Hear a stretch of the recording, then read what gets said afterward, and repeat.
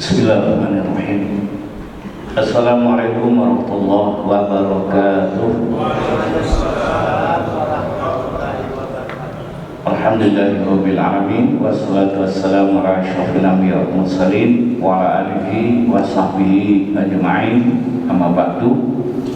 Para saimin dan saimat jemaah subuh Masjid Al-Muhajirin yang dirahmati Allah, alhamdulillah kita dalam keadaan sehat walafiat, telah menunaikan ibadah puasa 2/3, tinggal 1/3.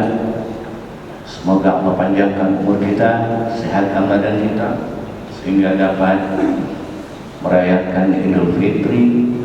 Sekaligus setelah itu kita mana yang ingin pergi haji, Allah sehatkan badannya pada tahun ini.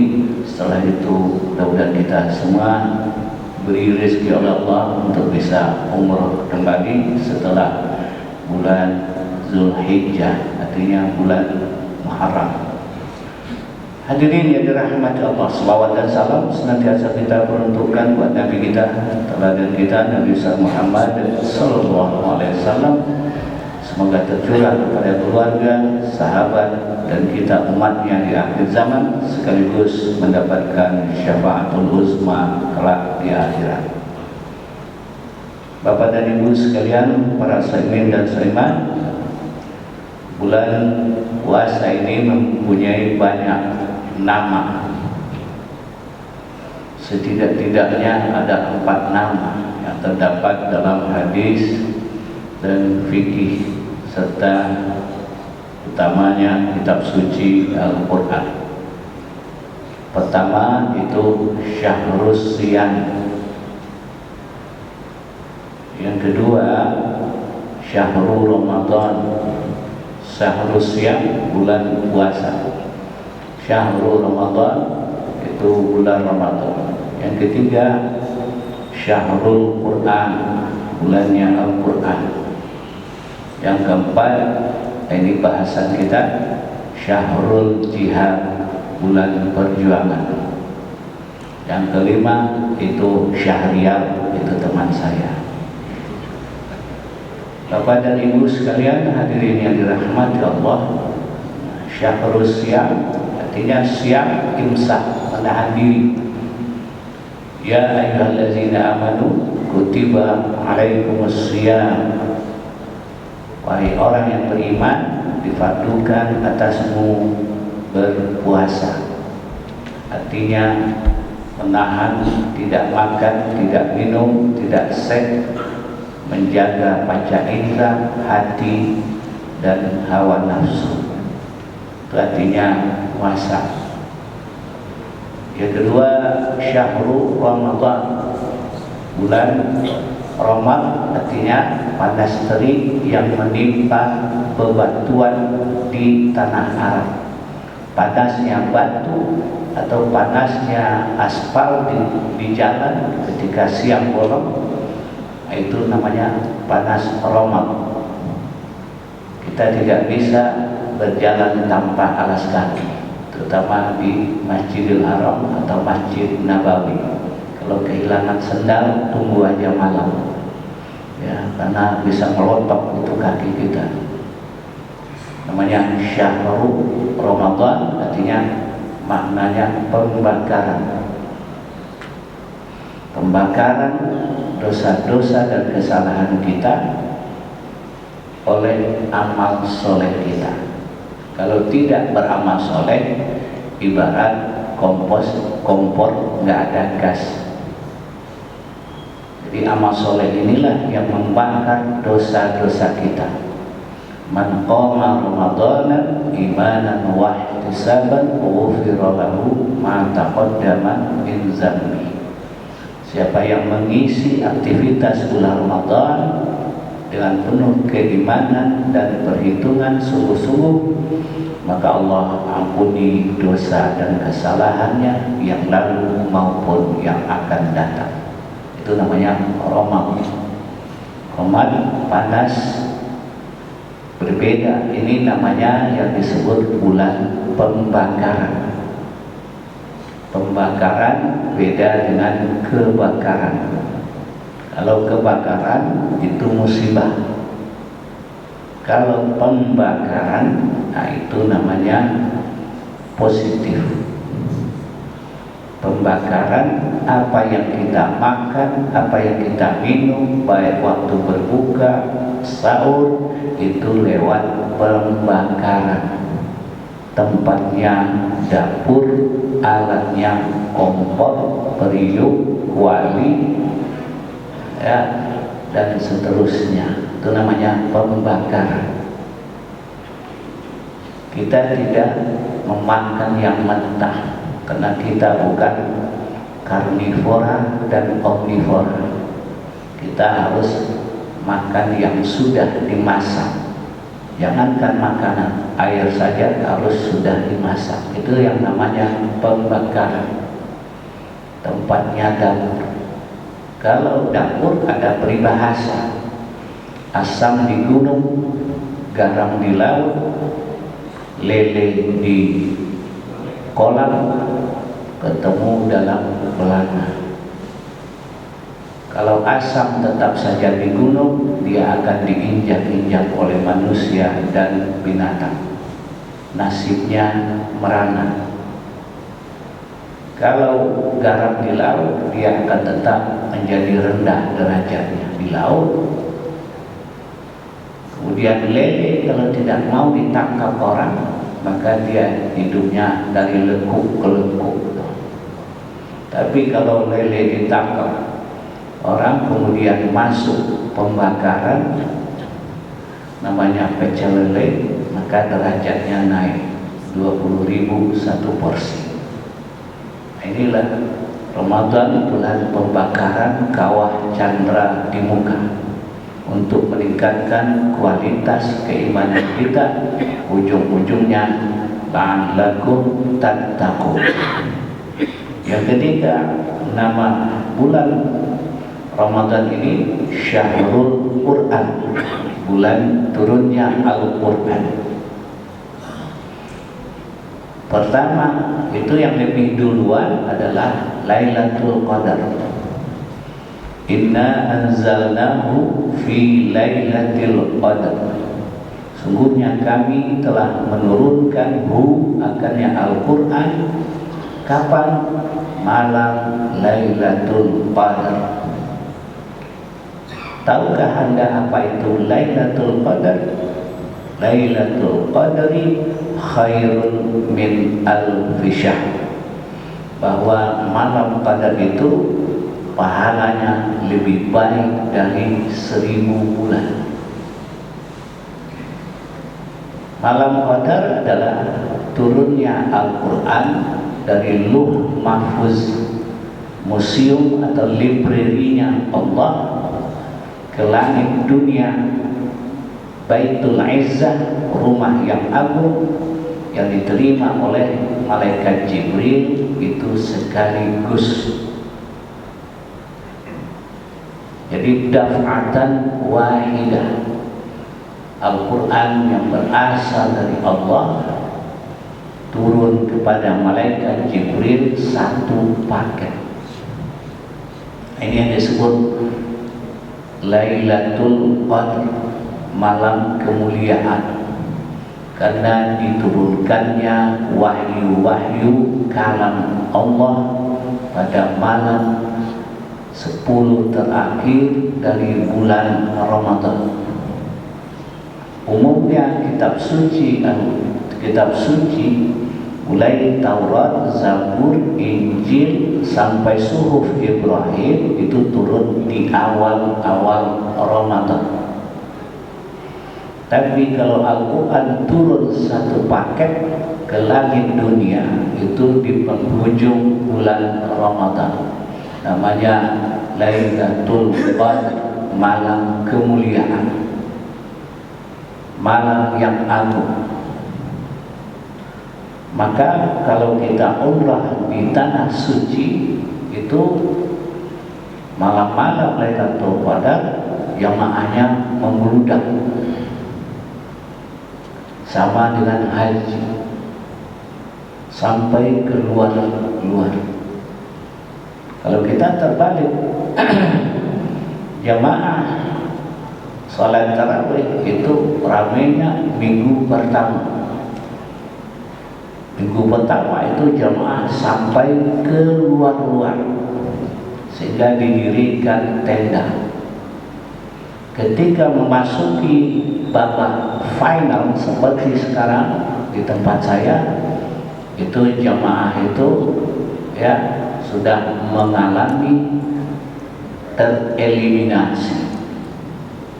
Yang semulanya jamaah itu sampai ke luar-luar, sekarang jamaah itu sudah berada di luar-luar, di terminal, bandara, pasar, mal, dan jalan tol. Jadi terbalik. Nah, semulanya jemaah itu 2 tingkat penuh, sekarang sudah meningkat, tinggal di atas doang. Jadi jemaah-jemaah itu safnya ya, banyak mengalami kemajuan. Yang semulanya sampai ke belakang, sekarang sudah maju ke depan. Pas datang malam Lailatul Qadar, sudah pada keder. Jadi Lailatul Qadar yang semulanya rajin ke masjid sudah di rumah saja. Keder mikirin kapan pulang, THR belum cair, harga meningkat naik, semuanya naik tinggi-tinggi sekali. Yang turun cuma hujan lebat. Ya, semua tarif, pajak, makanan, sembako mahal. Ya, salut kita kepada orang India, sombong banget. Dia punya mahal cuma 1. Dia bilang ini 7 keajaiban dunia. Inilah Taj Mahal. Kita tawaduk, orang rendah hati. Cabai mahal, daging mahal, ya, jalan tol mahal, tapi kita nggak teriak-teriak. Kita orang rendah hati, kena goblok aja. Nah, itulah malam qadar. Kalau kita umrah di tanah suci atau di Madinah, itu sebelum jam berbuka itu calo-calo surga menunggu kita di pintu Masjidil Haram. Seperti kita ke terminal bis. Kalau terminal bis kan calo, ini calo surga. Haji, terang ke sini tempat saya berbuka. Jadi kalau kita pergi umrah bulan Ramadan, jangan mikirin di mana warung, ya, karena di Masjidil Haram itu banyak orang mengajak kita untuk berbuka. Kenapa? Karena Lailatul Qadar itu dimulai durasinya salamun hiya hatta matla'il fajar, itu setelah tenggelam matahari. Setelah azan maghrib dan kita berbuka, itu mulai malam qadar. Orang bersedekah pahalanya lebih baik 1000 bulan.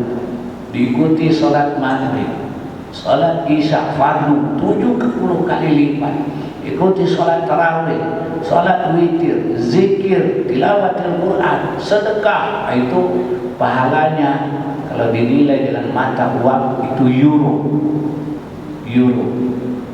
melebihi dari US dollar. Jadi kalau ingin beribadah, ya, ingin bersedekah, jangan siang, malam, mengambil barokah Lailatul Qadar. Jadi apa saja yang kita kerjakan pada malam-malam terakhir bulan Ramadan, itu Allah memberikan bonus yang sangat fantastik, amazing, spektakuler. Kapan? Hatta matla'il fajar, sampai azan subuh, terbit fajar siddiq. Kalau Bapak datang ke Masjid Al-Muhajirin setelah azan, ya, saudara Jumratul Aqabah sudah mengalunkan as-salatu khairum minan naum. Walaupun Bapak memasukkan 50.000 ke kotak amal, itu nilainya kembali rupiah. Kembali rupiah. Rupiah kan tahu sendiri, rupiah bayar kurs. Jadi bagaimana kita mengamalkan nasihat Syekh Ali Jabir? datanglah ke masjid sebelum azan, masukkan uang minimal 500.000, nggak ada uang kertasnya, 50.000 aja. Itu baru pahalanya. Lailatul Qadar khairun min alfi syahr. Jadi 1000 bulan, 83 tahun kita beramal, satu malam Lailatul Qadar kalau kita dapati, insya Allah itu lunas semua. Bapak punya duit sekarung, tapi recehan semua. Saya punya duit euro atau dolar, cukup sekian lembar, kipas-kipas sama. Kalau lebih baik dolar, bisa kemana-mana. Rupiah cuma Sabang Merauke, Tanah Abang Kawabangke, udah nggak laku lagi keluar. Kita nukarin duit merah-merah di tanah suci, orang Arab ngambilnya dengan tangan kiri aja. Menghina banget, emang terhina kita. Coba kalau kita ngasih uang dolar, wah, Wais, bagus. Nah, gitu lah. Money changer kayak kaki lima di sana. Jadi inilah disebut malam Lailatul Qadar. Turunnya Al-Quran, anzalna, ini fi'il madhi. Telah kami turunkan Al-Quran jauh sebelum Nabi lahir, jauh sebelum ada alam semesta. Al-Quran sudah diturunkan oleh Allah dari Lauh Mahfuz ke langit dunia. Bapak akan membangun rumah gagah. Jauh sebelum rumah itu berdiri, kita sudah membangkit batang tarandang. Kayu-kayu yang dijadikan tiang sudah bertahun-tahun direndam dalam kolam. Kenapa? Karena nanti anak keponakan kita akan menempati rumah gagah. Itu jauh sebelumnya. Bapak ingin berangkat haji, jauh sebelum datang tahun keberangkatan, kita sudah nabung bertahun-tahun. Ya.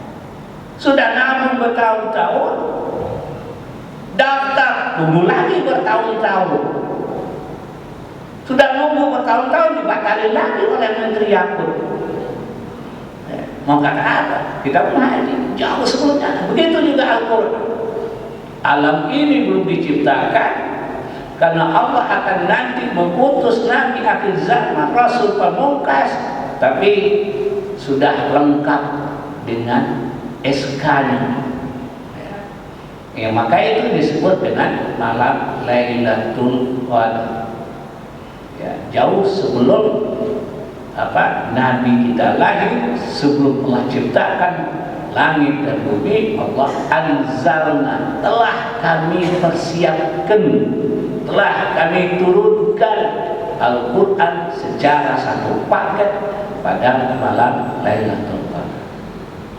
Kemudian datanglah nuzulul Quran, turunnya Al-Quran kepada Nabi kita Muhammad SAW yang diantarkan oleh Jibril, itu satu ayat demi satu ayat, parsial, sedikit demi sedikit.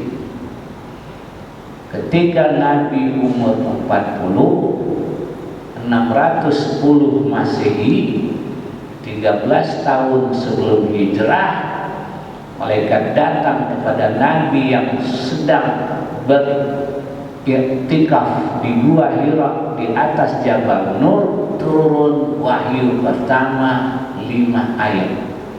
Iqra bismi rabbikal ladzi khalaq, khalaqal insana min 'alaq. Ayat yang turun pertama kali itulah tanggal 17 Ramadan. Inilah wahyu pertama diterima Nabi selama beliau menetap 13 tahun di Mekah. Maka disebut ayat-ayat Makkiyah. Ayat-ayat yang turun di Mekah itu ayatnya pendek-pendek. Kenapa? Karena orang kafir musyrik itu dambet, kalau bahasa Pak Rasidnya madah. muka tembok kulit tebal, muka badak kulit tembok muka tembok kulit badak jantung kerikil. Sekian 13 tahun di Mekah yang masuk Islam cuma 85 orang. Coba bayangkan. Makanya download ayatnya pendek-pendek aja. Allahu akbar. Ya ayyuhal kafir. A'udzu birabbil falaq. Jadi kalau bapak jadi lurah di kampung jangan bertele-tele. Besok kita kerja bakti, siapkan cangkul dan golok. Selesai. Kalau ayat yang turun di Madinah panjang. Jadi kalau ayat yang turun di Mekah ini hanya berbicara tentang akidah, keimanan, ketauhidan dan akhirat. Makanya ayatnya pendek-pendek.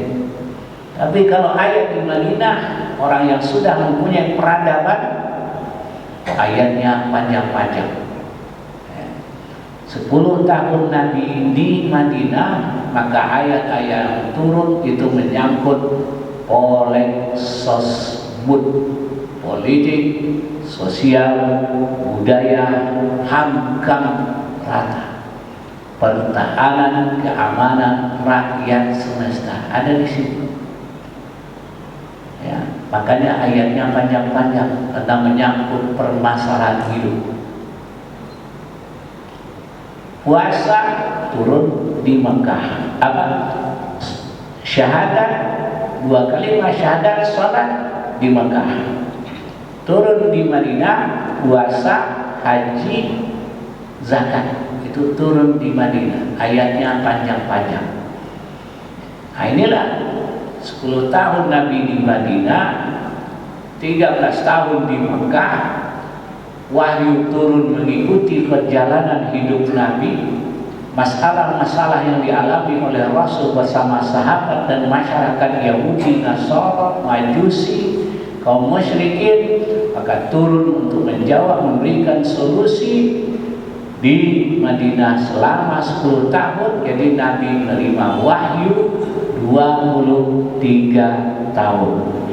Diangkat menjadi Rasul umur 40. Beliau menerima wahyu terakhir bukan lagi di Gua Hira, tapi saat memimpin haji wada tanggal 9 Zulhijjah tahun ke-10 Hijriah 633 Masehi, usia Nabi 63 tahun. Turunlah ayat terakhir wahyu pamungkas, Al-yawma akmaltu lakum dinakum wa atmamtu alaikum ni'mati wa raditu lakumul Islam madina. Selesai menerima ayat tersebut, haji sudah selesai, Nabi kembali ke Madinah. Maka 70 hari setelah kembali dari Tanah Suci, beliau menghembuskan nafas terakhir karena tugas sudah selesai.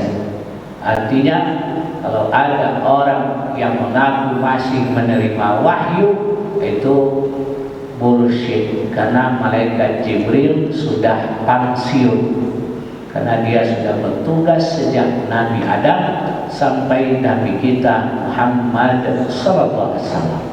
Jadi kalau ada orang mengaku masih menerima wahyu, itu nabi palsu. Paling yang ada sampai kiamat sampai sekarang adalah bukan lagi wahyu, paling wahyudin atau wahyu ningsi.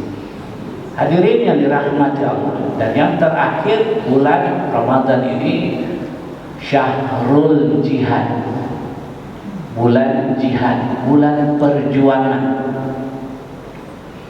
Apa yang dimaksud dengan jihad? Jihad itu tidak sama terjemahannya dengan apa yang diterjemahkan oleh orang Barat, Yahudi, Nasara, Amerika, Inggris, BNPT, BIN, dan lain-lain sebagainya. Bukanlah artinya jihad radikal, teroris, tidak. Ya, wahai Tuhan BNPT, orang-orang bin, mari kita buka Al-Quran, buka tentang jihad, jangan nuduh umat Islam ya dengan radikal teroris. Yang teroris itu Israel, Amerika, kemana-mana dia membunuh orang, perang di Kuba, perang di Korea, perang di Vietnam, terakhir perang Irak, terakhir perang Afghanistan, mencret. Dialah yang membunuh umat manusia. Ya. Umat Islam rahmatan lil alamin, cuma dikasih cap. Sejak zaman VOC, umat Islam selalu dikasih stigma jelek. Ketika VOC di bawah pimpinan Tuan Mr. Sadhon, itu mana itu si Bidung, si Jini, ekstremis overdone.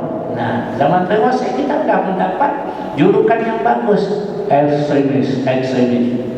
Zaman Orde Lama umat Islam dituduh sontoloyo oleh PKI. Zaman reformasi umat Islam dituduh fundamentalis. Di zaman SBY ketika 9/11 menangkap kembang, umat Islam mendapat nama yang bagus lagi, teroris. You are Muslim, so you are terrorist. Dan alhamdulillah, nowadays, zaman now, umat Islam mendapat yang gelar yang bagus, radikalis, intolerans, dan seterusnya. Jihad adalah di dalam Al-Quran, wallazina jahadu fina, orang-orang yang bekerja keras, memeras keringat, memutar otak untuk memperbaiki dirinya, itulah disebut dengan jihad. Ada orang yang bekerja keras dengan otaknya, nah itulah anak-anak kita yang sedang studi di sekolah maupun perguruan tinggi atau peneliti-peneliti yang menggunakan otaknya. Ada orang-orang yang berjihad, mengeluarkan kemampuannya sedemikian rupa untuk meredam hatinya, itulah yang disebut mujahadah. Kaum-kaum sufi, ahli-ahli tarikat yang mereka itu zuhud kepada dunia, mereka tidak lagi cinta dengan trinitas, harta, tahta, wanita, yang keempat Toyota. Mereka sudah membelakangi dunia semua, tidak lagi harap kepada dunia. Ini namanya mujahadah. Kalau di kampung kami itu orang-orang yang suluk 40 hari, 40 malam, sama dengan Musa menerima Taurat, sama dengan orang berangkat haji lamanya 40 hari. Ini namanya mujahadah, jihad kemana? Jihad yang ketiga adalah orang yang bekerja keras, membanting tulang, memeras keringat untuk menghidupi keluarganya, anak dan istrinya. Ini namanya jihad. Kita yang berangkat pagi pulang malam, ya, andai kata na'udzubillah di tengah perjalanan mendapat musibah dan meninggal, ini mati syahid. Itu yang disebut dengan jihad. Jadi bukan ngebom gereja, bukan membunuh orang non-muslim, itu bukan jihad. Jahat bro, jahat. Boro-boro mati syahid, mati sangit, iya. Ya. Jadi bedakan, jangan seenaknya sampai menuduh orang Islam radikal. Tapi kalau radikal itu kita terjemahkan dalam kepanjangannya, ya itulah umat Islam radikal, ramah, terdidik, dan berakal. Nah, ini benar. Muhammadiyah kayak gitu, ramah, terdidik, berakal. Bukan dulu, domo, bingung, bahlul, bukan. Ya, ini hadirin yang dirahmati Allah. Maka di dalam kitab Fiqh Sunnah, jihad itu 4 tingkat. Bukan pembagian. Jihad itu 4 tingkat. Jihad yang paling tinggi adalah jihad mempertahankan agama dan akidah. Di jihad karena menggerakkan semua tenaga, pemikiran, hati, nyawa. Ini jihad yang paling tinggi. Jadi jihad di dalam Islam itu bersifat defensif, bukan intervensif, bukan menjajah. Jihad di dalam Islam mempertahankan, defensif. Makanya yang kedua tingkat jihad, yakni jihad mempertahankan negeri, wilayah atau negara. Itu jihad. Indonesia ini merdeka, Republik Indonesia NKRI ini merdeka oleh kalimat-kalimat jihad. Bung Tomo sebelum berteriak Allahu Akbar, dia minta fatwa kepada Kiai Hasyim Asy'ari. Bagaimana mempersatukan, menambah semangat juang supaya kita ada semangat perang? Maka takbir. Oleh buzzer dibilang takbir, artinya ngambil bir topi miring kencing kuda. Itu kan plesetan yang durhaka banget itu Denny Siregar. Ya. Nah, sama dengan ponakan saya, ponakan jauh, Ade Armando. Jadi inilah yang disebut jihad, mempertahankan tanah air. Allahu Akbar. Orang non muslim juga tinggi semangat juangnya waktu itu. Jangankan orang non muslim ngerti. Kalau Bung Tomo beliau mengatakan hidup Jawa, orang Sumatera ogah. Hidup Sumatera, orang Jawa kagak mau. Hidup Golkar, apaan Golkar? Belum lahir. Hidup PDI masih dalam kandungan. Apalagi PKS baru kemarin. Jadi yang memerdekakan negeri ini adalah para ulama. Kalau diplomat, ya mereka hanya berunding dari meja perundingan. Tapi yang dibunuh oleh tentara sekutu Belanda itu ulama, santri, Hawel Hizbul Watan, pandunya Muhammadiyah, termasuk Panglima Besar Sudirman. Ini bukan 9 naga yang memerdekakan negeri ini. Jihad itu puncaknya adalah proklamasi kemerdekaan RI tanggal hari Jumat 17 Ramadan di Pegangsaan Timur oleh Bung Karno, Bung Hatta, di rumah seorang Arab, Habib Marta, bukan di depan rumah orang Chinese. No way. Makanya baca sejarah, bro. Ya, kalau tidak ada dengan semangat jihad, kita masih dijajah orang pengecut. Ya, tentara Belanda masih di Semanggi, kita udah kabur ke Selipit. Tentara Belanda sampai di Selipit, kita udah sampai Ciledug. Jadi orang pengecut 360 tahun. Yang menjajah Belanda datang pertama kali ini hanya 15 kapal. Itu kayak kapal pinisi, bukan kapal perang seperti Amerika. No, karena kita terpecah belah. Dijajah oleh Belanda 360 tahun, 3 tahun setengah oleh Jepang. Kenapa? Karena kita pengecut. Kalau tidak ada kalimat-kalimat La ilaha illallah, Allahu Akbar dari para ulama, maka kita masih terjadi dalam pengertian teritorial dan kedaulatan. Bapak dan Ibu sekalian, inilah yang disebut bulan Ramadan Syahrul Jihad.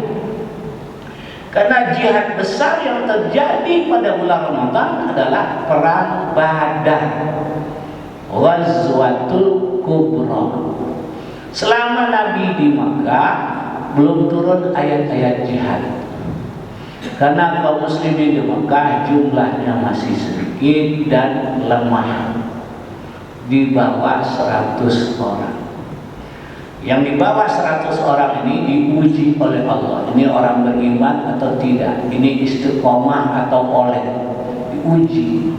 Selama 13 tahun di Makkah, kaum muslimin penuh dengan penderitaan, ya, penuh kesengsaraan. Mereka dibuli, dipersekusi, diisolasi, dan puncaknya Nabi hendak dieksekusi. Ini Bapak ngerti nggak sisi di ujungnya? Saya asal ngomong aja, ngerti juga kagak saya. Jadi, ya, umat Islam dihina, itu namanya bully. Ya, dipersekusi, dikeroyok. Bilal dikeroyok, dipersekusi. Nabi ketika sudah menerima perintah sholat, nggak bisa sholat. Ya, kaum muslimin sholat ketika di Makkah itu tidak bisa terang-terang, nggak bisa bebas. Mereka sholat di pinggir gunung, di pinggir bukit. Cuma di Arab nggak ada sungai. Kalau kita kan di pinggir sungai sholat, di atas batu. Ya, nah nggak boleh, nggak bisa sholat. Pernah Nabi sholat di Multazam, antara pintu Ka'bah dan pojok Hajar Aswad. Ya, lama beliau sujud. Pada saat beliau sujud itulah Nabi dipersekusi. Kepala Nabi dilumuri dengan usus onta yang sudah busuk oleh buzzer-buzzer Abu Jahal, Abu Lahab, dan sampai sekarang masih hidup cucunya Abu Jandal. Ini persekusi. Tidak mempan dipersekusi, diisolasi, dipencilkan, diasingkan di sebuah lembah Syi'ib 3 tahun setengah. Tidak boleh sembako masuk. Akhirnya kaum muslimin kurus kering dan kurang gizi. Nabi hanya memakan daunan demi mempertahankan agama dan akidah.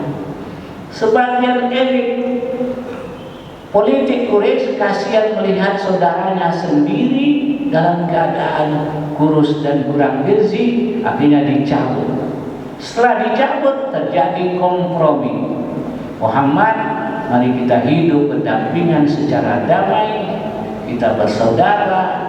Hari Jumat kita meramaikan masjid, hari Sabtu kita datang ke sinagog bersama-sama, hari Minggu kita penuhi gereja, hari Senin kita datang ke wihara, dan hari Selasa kita datang pula ke kelenteng. Ini yang disebut dengan pluralisme yang sekarang dikampanyekan. Turunlah wahyu, ya ayyuhal kafirun. Bicara tentang agama dan akidah sudah ada pedomannya, prokesnya, lakum dinukum waliyadin. Karena Nabi tidak bisa kompromi tentang akidah dan agama, lalu terakhir dieksekusi. Nabi Muhammad kalau tidak bisa berdamai, kita bunuh saja.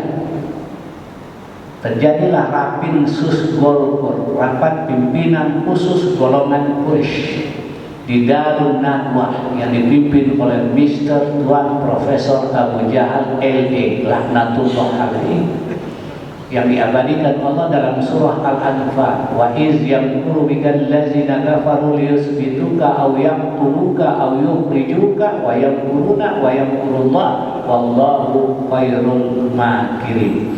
Dalam rapat tersebut diputuskan, diketok palu, Muhammad harus dibunuh untuk menghentikan dakwahnya. Seiring rencana keputusan kafir Quraisy hendak membunuh Nabi, sudah dipersiapkan pemuda-pemuda untuk mengepung rumah Rasul.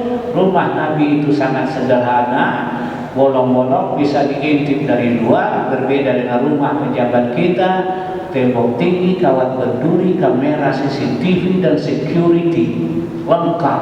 Rumah Nabi bisa diintip dari luar. Ya, direkrutlah pemuda Quraisy, cuma waktu itu belum ada ikat kepala merah dan kaos oblong merah. Semuanya masih sederhana. Senjata mereka bukan pistol revolver, bukan senjata otomatis, tetapi hanya tombak. Dengan kode etik, hendak membunuh orang jangan dalam rumah, tunggu dia keluar. Nah, dia punya kode etik. Kalau kita berantem dalam rumah, mungkin piring pecah, TV pecah, meja berantakan, maka keluar. Setelah ditentukan hari jam D-nya, rumah Nabi dikepung. Sebelum berangkat untuk mengepung rumah Nabi, mereka sudah disuguhi terlebih dahulu kopi luwak, wedang jahe, nasi bungkus padang. Nah, cuma warung apa waktu itu sejarah tidak mencatat. Hadirin yang dirahmati Allah, pas jam 00 mereka mau ke rumah Nabi, menunggu Nabi bangun untuk keluar. Ya, masih melihat Nabi tidur berselimutkan hijau dari Yaman, kain dari Yaman. Ini Muhammad tamat riwayatnya. Tapi apa yang terjadi? Wa makaru wa makarallah. Allah punya rencana yang lebih hebat dari rencana orang kafir Quraisy, bahwa pada saat tersebut mereka semua tertidur pulas. Turun wahyu, ya Muhammad, sekarang engkau tinggalkan rumahmu. Wa ja'alna min baini aydihim saddan wa min khalfihim saddan fa awshaynahum fahum la yubsirun. Ke depan tidak melihat, apalagi ke belakang. Mereka ditutupi oleh kantuk yang sangat bertubi-tubi. Akhirnya mereka dibuai mimpi. Saat itulah Nabi meninggalkan hijrah ke kota Madinah usia 53 tahun. Setelah 2 tahun menetap di Madinah, sudah mulai hidup bebas, tenang, beribadah, nggak ada yang mengganggu lagi. Turun perintah puasa. Ya ayyuhallazina amanu kutiba alaikumussyam. Nabi menerima perintah syahadatain, 2 kalimat syahadat umur 40, menerima perintah salat umur 50, menerima perintah puasa umur 55.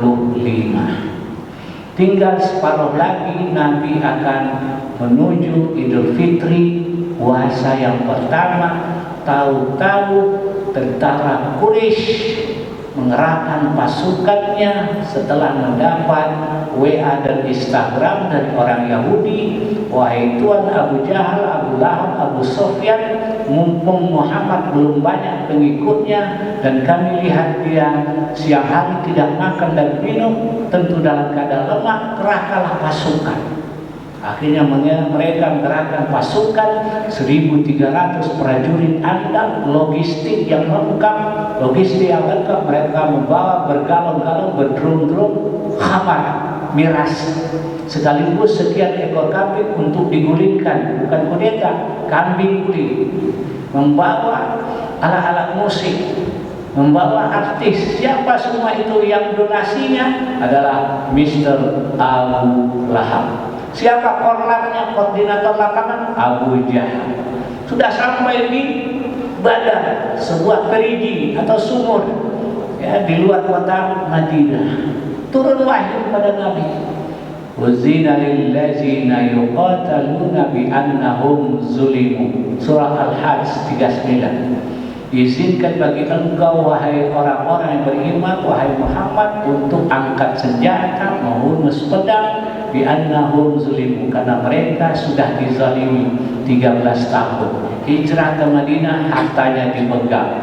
Sampai di Madinah, baju satu kering di badan, menghindari pertumpahan darah dan perang. Mereka hijrah ke Madinah. Ternyata musuh datang juga. Orang Betawi bilang, lu ikan bawal, belanak beli. Lu jual, gua anak beli. Lu obrak, gua borong. Orang Surabaya, rawi-rawi rantas, malam-malam buntu, esa hilang, dua terbilang. Orang Minang mengatakan, lahabi padang di baralah, tasasakut yang kau, dah kayu yang dikapiak, dah ameh buka biasa, dah ayah talang dipanjang. Musuh tidak dicari, datang pantang dihindari.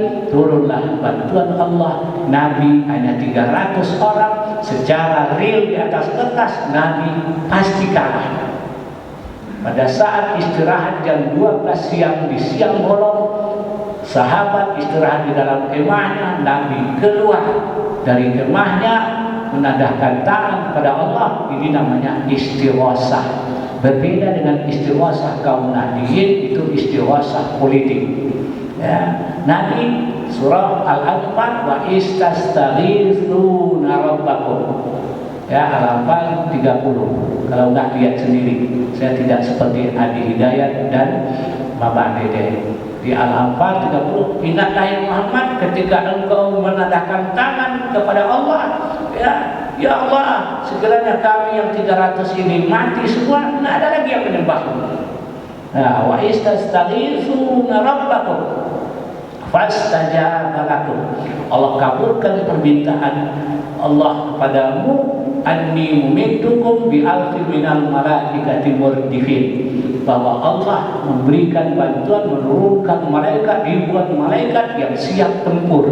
Jadi malaikat bukan lagi bersayap, tapi sudah siap tempur, melebihi dari pasukan jetnya, melebihi pasukan Rusia, ya sudah siap tempur. Ini pasukan Power Rangers yang bisa berubah satu saat.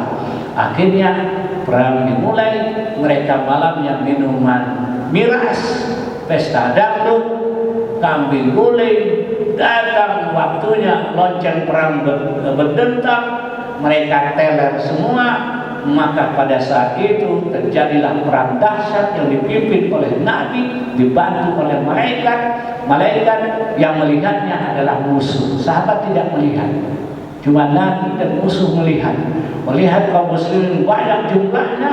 Abu Jahal kaget, ujung buset bulan dan langkah Muhammad banyak pasukannya. Nah, inilah yang terjadi. Kemudian Nabi diberi oleh Allah karunia menang gemilang dalam medan perang pada tanggal seminggu sebelum Idul Fitri, membawa rampasan perang. Maka disebut bulan Ramadan adalah bulan jihad, mempertahankan akidah dan agama. Sejak itulah Nabi naik daun, Abu Jahal mati. Ya, masih mending ada Armando, cuma kolor doang yang kotor dari perosotin. Abu Jahal mampus di medan perang. Ya, ketika udah kalah pasukan musuh, seorang kuri meninggalkan medan perang, memacu kudanya melaporkan Tuan Abu Lahab. Karena waktu itu TV CNN belum lahir. Nah, ketika sampai di rumah Abu Lahab ketuk itu, lapor, Tuan Abu, kita sudah kalah oleh pasukan Muhammad. Abu Jahal mati. Karena Abu Lahab sudah mengorbankan harta bendanya sebanyak itu, dia seorang donatur besar, maka tabat siada Abi Lahab wa tab ma abna. Gak ada, percuma hartanya Abu Lahab, donasinya, ya percuma donasi orang kafir untuk menghancurkan Islam. Islam akan tegak, nasibnya seperti Abu Lahab. Kalau tidak mati di tempat medan tempur seperti Abu Jahal, pasti mati di tempat tidur. Itulah Abu Lahab. Nah, inilah sekedar info. Anda boleh kemana-mana, tentu setelah salam saya satu ini. Subhanallah wa bihamdik, asyhadu an la ilaha illa anta, astaghfiruka wa atubu ilaik. Billahi taufiq wa hidayah. Assalamualaikum warahmatullahi wabarakatuh.